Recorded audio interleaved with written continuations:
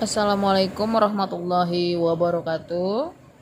Salam sejahtera buat kita semua. Baiklah, anak-anak kelas 7A dan kelas 7B. Hari ini kita belajar masih tentang teks prosedur.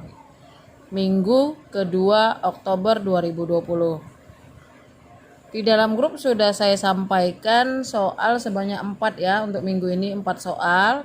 Dan soal kedua itu pertanyaannya adalah tuliskan bukti dari segi isi jika teks 1, 2, 3 itu merupakan teks prosedur. Nah, maksudnya seperti ini. Jika teks 1 ya, teks 1, teks 2 dan teks 3 ini adalah teks prosedur, saya minta buktinya dari segi isi. Nah, itu maksud pertanyaan nomor 2. Jadi atau agar kalian mampu menjawabnya, kalian harus memahami dulu apa sih ciri-ciri teks prosedur dari segi isi. Nah, seperti itu. Kita lihat pada halaman 88. Pada halaman 88 di kotak info ini sudah dijelaskan bahwa ciri teks prosedur dari segi isi itu ada 3 ya. Yang A, panduan langkah-langkah yang harus dilakukan. Yang B, aturan atau batasan dalam hal bahan atau kegiatan dalam melakukan kegiatan. Yang C, isi kegiatan yang dilakukan secara urut. Nah, maksudnya ciri-ciri teks prosedur itu dari segi isi itu ada 3.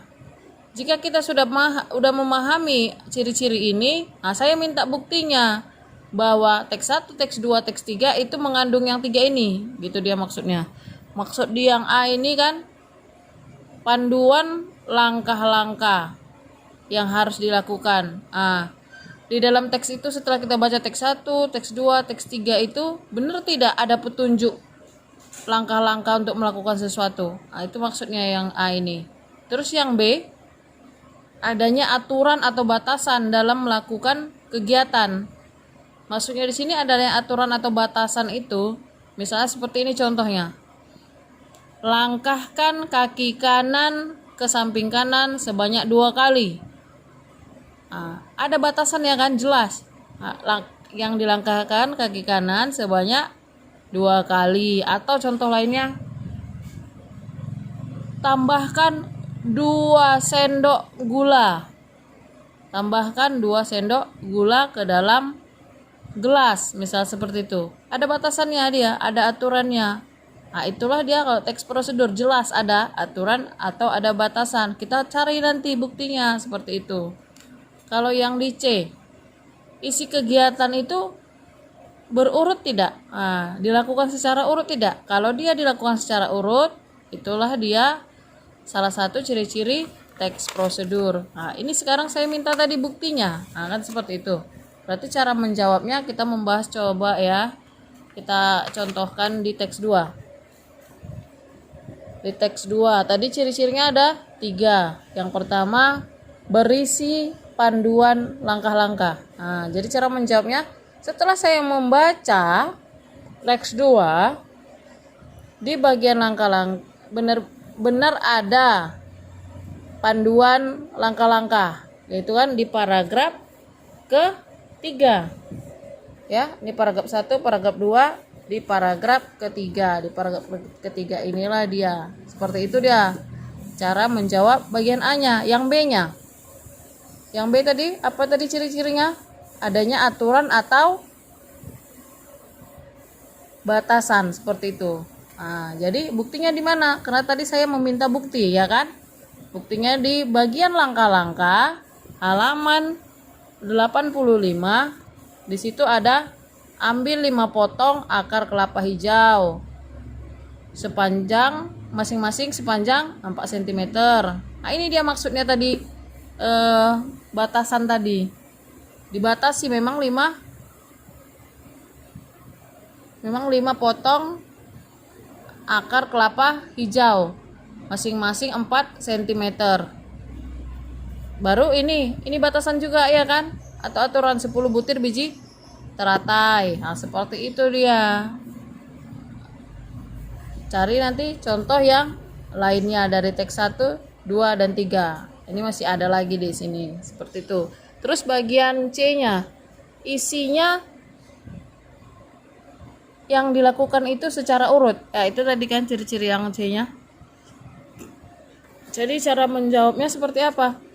Berdasarkan teks 2 yang telah saya baca, benar di dalam langkah-langkah itu dilakukan secara urut gitu dia.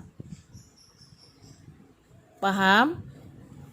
Oke, itu kalau dia dari segi isi. Semoga kamu dapat memahaminya ya kalau dari segi isi. Terus soal nomor berapa lagi ya? Nomor 4. Di nomor 4 itu saya membuat soal, yaitu tentukan jenis teks prosedur pada teks 1, 2 dan 3 ya. Dilihat dari jenisnya itu, dilihat dari tujuannya. Itu lihat dulu kita memahaminya di halaman 91. Di halaman 91, nah ini dia. Di halaman 91, berdasarkan tujuannya, teks prosedur dibagi menjadi 3 jenis. Yang A, teks prosedur itu untuk memandu cara menggunakan atau memainkan. Kalau yang B, itu memandu membuat ya, membuat sesuatu. Kalau yang C, dia memandu apa? Melakukan. Berarti dia ada 3 jenis. Menggunakan atau memainkan, membuat, dan melakukan.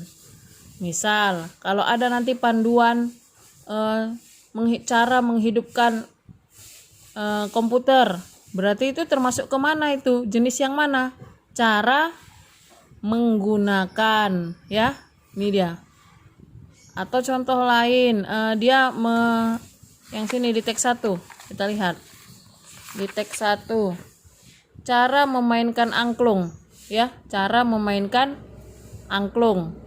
Berarti ini termasuk jenis yang mana ini? Termasuk jenis yang A, cara memainkan. Itu dia maksud dari pertanyaan nomor 4. Oke. Cukup sekian video ini, semoga bermanfaat. Saya akhiri. Assalamualaikum warahmatullahi wabarakatuh.